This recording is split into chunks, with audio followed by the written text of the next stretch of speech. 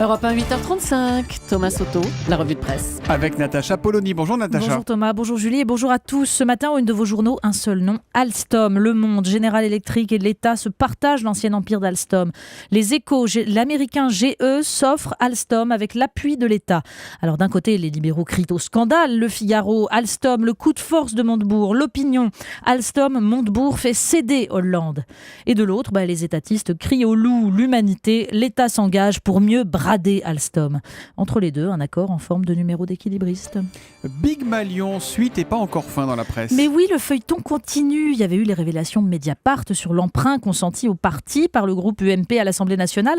3 millions d'euros de financement public dans le dos des députés concernés, sur le dos des contribuables.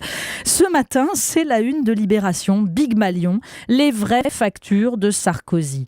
Parce qu'un meeting, ça coûte plus cher qu'on ne croit, un meeting, surtout quand le candidat a besoin d'être bichonné.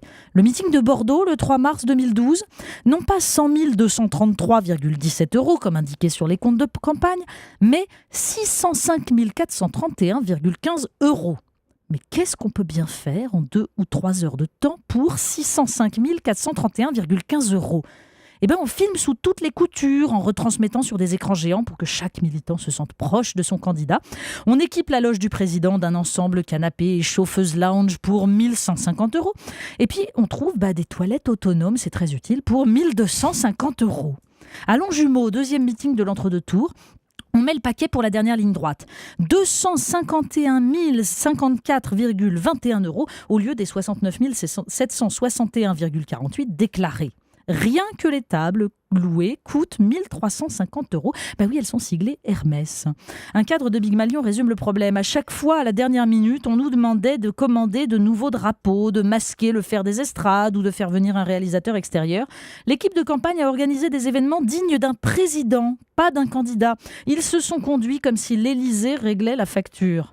Bref, des fantasmes de campagne à l'américaine avec des règles de financement à la française où ce ne sont pas des riches lobbyistes, mais les citoyens qui payent. Autre enquête dans la presse ce matin, elle concerne les soins gratuits, l'aide médicale d'État, Natacha. Oui, ça c'est l'autre une choc, c'est celle du Parisien aujourd'hui en France. Enquête sur la fraude aux soins gratuits. Le journal revient sur la déclaration de Marisol Touraine qui reconnaissait le 3 juin dernier l'existence de filières de patients venus d'ailleurs pour bénéficier de l'aide médicale d'État destinée aux clandestins et qui expliquerait l'augmentation de 35% en 2 ans du nombre de bénéficiaires de l'AME.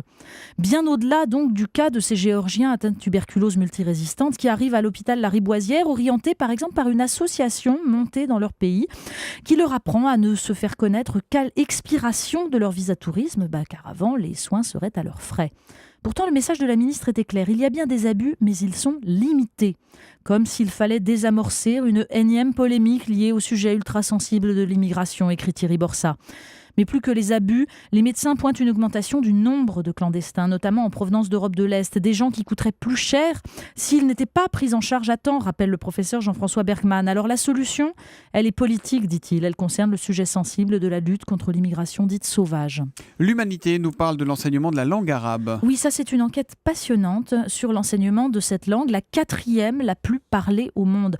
L'arabe, langue oubliée de la République. Entre le primaire où 50 000 élèves bénéficient d'un enseignement délivré par des instituteurs mais venus des pays du Maghreb, et l'université ou les grandes écoles où on trouve beaucoup d'enseignement d'arabe, rien. Aucun recrutement au CAPES en 2014, comme si l'arabe était devenu en France la langue d'une communauté.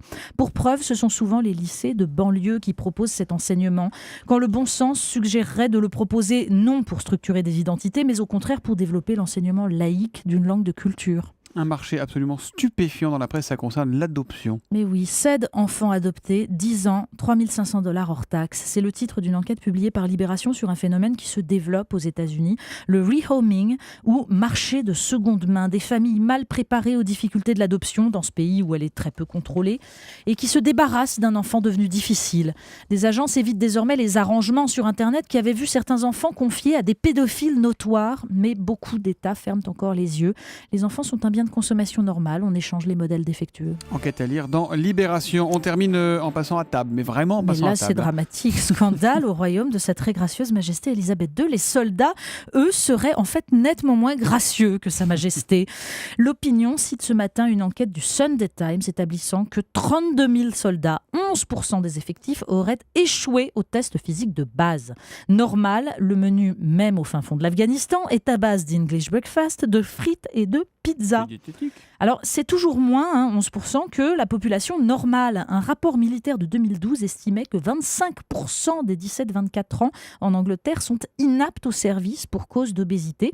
Et en y ajoutant les cancres, qui ont un niveau scolaire trop faible, et les casiers judiciaires chargés, eh bien, on atteindrait 75% d'une classe d'âge inapte au service. Alors, à quand une même étude en France ? On verra. La revue de presse de Natacha Polony tous les matins à 8h35 sur Europe 1. Demain, Natacha. Merci.